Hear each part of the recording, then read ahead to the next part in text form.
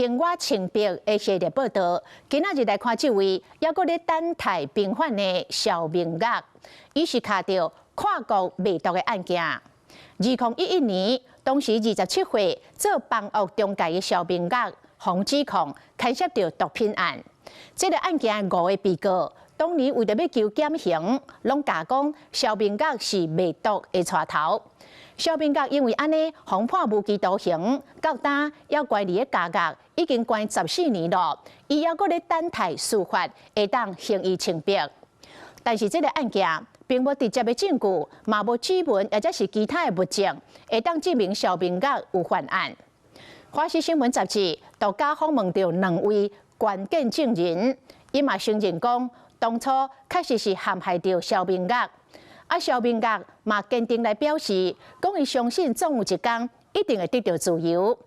虽然最高法院伫民国114年9月7日驳回着律师团代替着肖明岳提出的控告，再审再度宣告失败。但是司法救援团体也是无放弃，要来护卫无辜者的清白，为伊洗清冤屈。这回来看肖明岳的故事。是我们痛苦，他们没办法理解。我每次跟他说：“快回去了。”他们跟我回答说：“哇，你上次也是这样讲，你上次也是这样讲。”这是受刑人肖明岳指控18年伫台东替原监监洪彩虹的贵宾，当时伊目屎流、目屎滴，靠甲目屎是流水。伊本地伫台中做中人，事业真成功，不过未会成果。第2011年，拢总变掉。那他的状况是这样子，就是他本来是一个房仲的业者，然后他没有任何跟毒品有关的前科，所以他基本上就是他的生命在这个案件发生之前是跟毒品没有任何的关联的。2011年5月13日，当时27岁肖明岳因为牵涉着一件毒品案，获警方逮捕。刚安尼5位警官，分别是伊伫做兵时熟悉钢铁，甲做中人时所熟悉朋友。这个人指控肖明岳是国际贩毒集团的首脑。2013年1月18日，肖明岳3审确定获判无期徒刑，关入监狱。华视新闻杂志对2018年都继续关注肖明岳的案件。2019年9月，阮甲原案救援团体民间的司法解决基金会成员做会前往台东，搁再来到太原监狱。我只要讲到有官司哦，现在是还好。我以前讲到有官司，真的会哑公啊，真的是会哑公。你等一下你今天你的情况跟我一样，我跟你讲，你也是会哑公。那为什么这次开庭是让我好？那么也是充满情绪，因为对肖明岳来讲，家己封定罪原因实在伤离经。他这边是梁家麟啊，结果他变成这个上诉。那我今天是来，我刚才讲重点这边，今天就不是我做的，你法官认错人啊，你拿这个来判成我有罪，你觉得很夸张？你不觉得很夸张吗？来看这件案情，国际贩毒集团的成员宋文华，2010年8月19日去替回市方逮捕，被敲出以及被毒品害录音。警方顺线抓到宋文生、刘嘉玲、杜昌俊甲郭铁伟4个共犯。因伫1审判决出炉了后，可能是为着要减刑，拢总甲检方讲，肖明岳就是集团的主谋。因为毒品案件非常难追查嘛，那所以检调希望能够溯源追查。所以在毒品危害防治条例第17条，它就有规定说，如果你供出上手，因此而查获这个所谓的正犯的话，那你是可以减刑。2012年3月19日，因为被盗红叶5个人1审判决出炉，其中刘嘉玲被判上轻，敢若被关10天。原来是因为一早就甲警方讲出带头的人。那梁嘉玲在更早大概就是说在2月16号的时候，他就这个之前就写信给检察官，然后在2月16号的时候就在检察官侦讯下说他的主谋叫肖明岳。当时的状况就是大家看到梁嘉玲确实被判10年是最轻的，所以梁嘉玲就会告诉大家说，我这一招还蛮有用的。如果我供出肖明岳的话，是我的上手的话，真的会被判比较轻。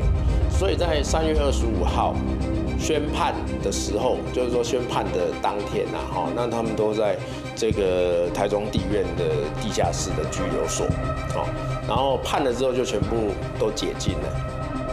我这个案子就是因为他们一开始被抓了之后，因为调查局去调查证据，发现跟我没关系，所以他们没有来抓我嘛，因为跟我没有关系嘛。后来去抓住真正的犯人之后，他们把那个，后来他们就起诉了嘛。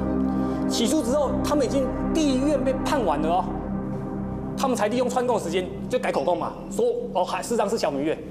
你就是要在回去台中看守所的路上的时候，梁家云就告诉大家说，用这一招应该蛮管用，所以等于是这是一个证词的转变呐。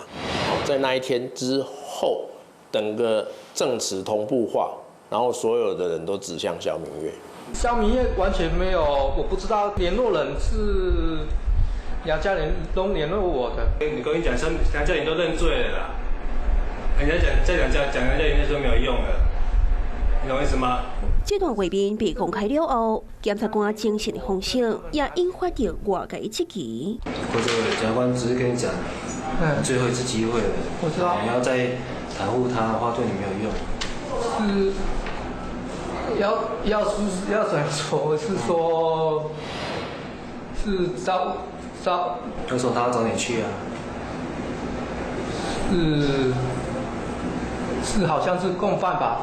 问的人自己把答案带出来，那这个讯问的方式是不是可以这样？这个是很值得商榷啦。考调梁家麟等人的证词，包括毒品包裹人员收回的比对、电话监听人员的声纹比对、甲电脑含汇款资料等等，拢无法度证明萧明月涉案。种种的证据显示，这恐惊是一件重大的冤案。这个案件的问题就是在于说，有梁家麟的这个自白去讲到萧明月，有宋云轩的自白去讲到萧明月，但是其实他们都没有一个补强证据。那如果这5个人讲说萧明月有参与，是他们串成一个故事，然后都是谎话呢？那是不是都完蛋？谎话再搭配一个谎话，它还是谎话啊。事实上，在萧明月一审判决出炉了后，宋群生、宋群华甲郭铁伟拢小刷面口径，解释讲萧明月甲案情无关系，也写批甲萧妈妈回实的。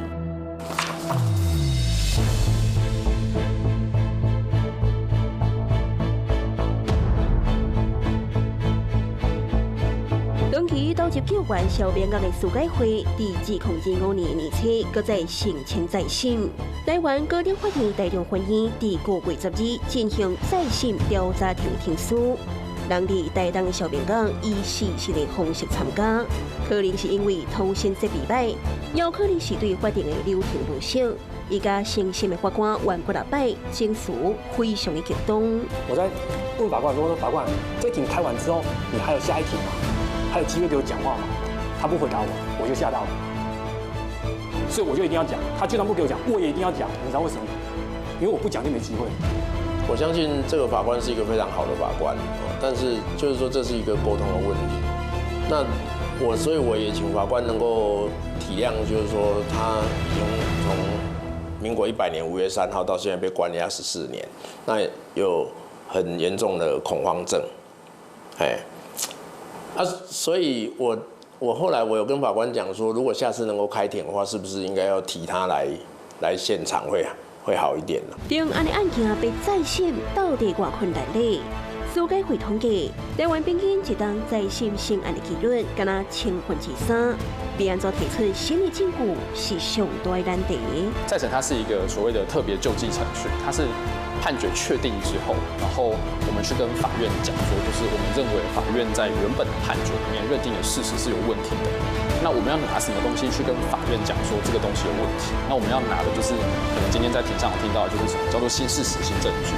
那这个东西在法律上会有一些要件的要求，但是最简单的说法来说，就是我们要拿在原本的判决所进行的过程当中没有出现过的证据，来去跟法院讲说，法院在原本的判决所认定的事实是有问题的。现在我们跟法院的主张就是说，最高法院有比较过宋云华前后的证词，有比较过梁家麟前后的证词，比较过吕昌俊，比较过郭哲伟，好。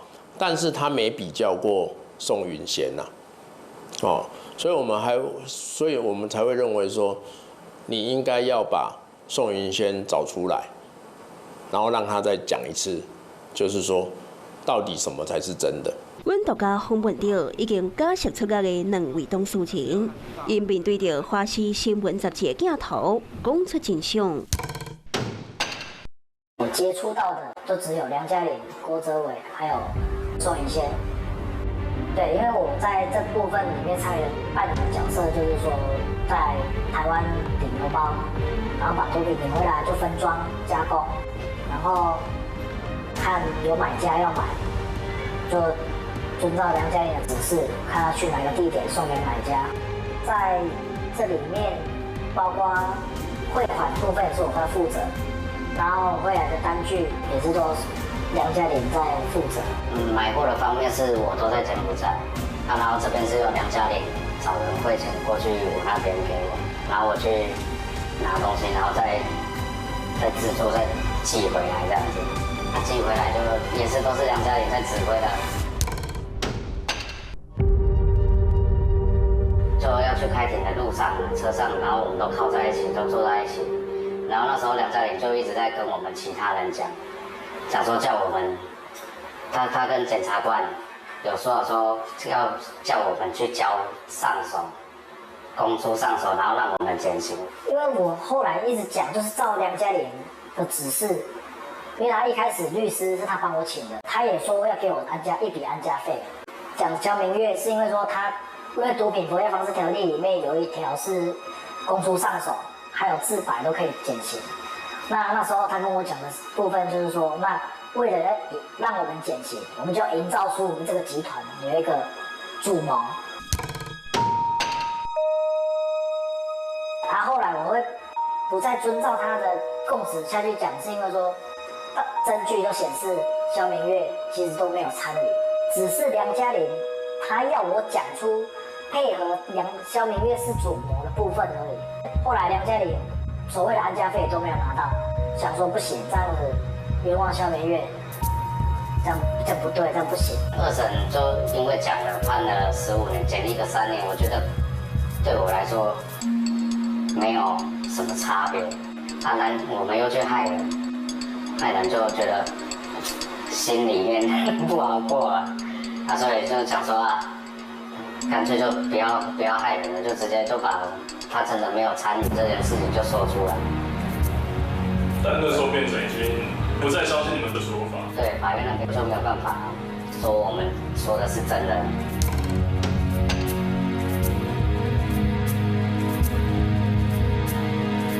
因为真的走过这段路，真的就对他很不好意思啊，就是当初就是为了只是。听从梁嘉玲指示，或者说为了自己单方面想要减刑而去牵扯不相干的人，或者是没有参与的人进来。对，那如果说今天下面有参与，我就觉得就大家为自己的行为负责。但是真的没有参与，那我们就是能做的，就是站出来为他发声。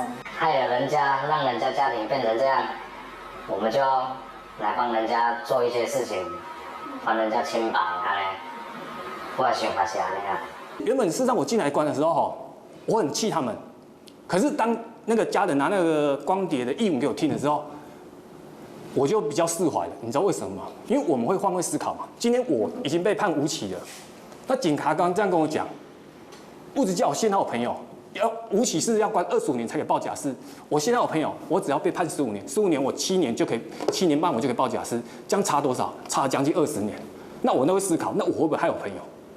真的很难说啊，这真的很难说，这不是。这摆的心情，甲14年前比起来，已经真平和。不过，无论偌严的，有还有脆弱的时阵。这当中，他有跟你讲过什么话，让你有一些观念的转变嘛？比如说，不要这么急，或者是怎么样？很多啦，对啊，很多啊。可是印象最深刻的哪一句话，有没有让你觉得？叫我不用担心啊，反正他的意思就是叫我们不用担心啊。他主要是就是不要，因为我在里面之前会睡不着，就是因为都是担心。就是有一阵子是变成说真的没办法睡觉，那你就是会担心啊，就是会担心他在找你，我不知道你有没有小孩子啊，反正就是那种父母很担心小孩在找我们，你懂是吧？很怕他找不到我们，这样子，对啊。所以其实他这样讲也是蛮欣慰哇，他长大了会要你真的。可是我不喜欢他长大。当年也未读小学的查囝，即摆已经是高中生。小编讲个安怎暗藏情绪，也看得出伊错过囡仔成长规定的悲伤。原本的家庭破碎，美好的人生斗争。本地应该保障人民权益的司法制度，却真有可能让无辜的人受到冤屈。那如果法院在没有其他证据的情况之下，然后采信说就是这些去供出别人的这个人的证词的话，那很容易就会产生有问题的案件。那肖明月的案件就是其中的一个类型，应该说就是这种类型案件的其中一个案例。那我们当然有信心，就是说只要能够开启再审，肖明月一定可以获得一个无罪的判决。台中区法院第2025年5月70日驳回肖明岳再审的申请。到底当时才会让申诉冤屈？司改团队唔放弃，伊嘛坚信行过黑暗，终其尾会当看到光明。好，谢谢，好，谢谢。过去14年来的受罪，肖明岳的名字由原的等待向我清白的迄一天。最常梦到就是我人在外面。然后梦醒了，我怎么还在里面？我会问自己是在做梦。我人在外面，无缘无故就进来。刚刚那句话，我7年前也有听你讲过相同的话，这样7年已经过去。对。我不想说你这7年当中心境有了什么样的转换？超大的转换，你懂意思吗？所以我知道我一定会出去，只是早晚而已。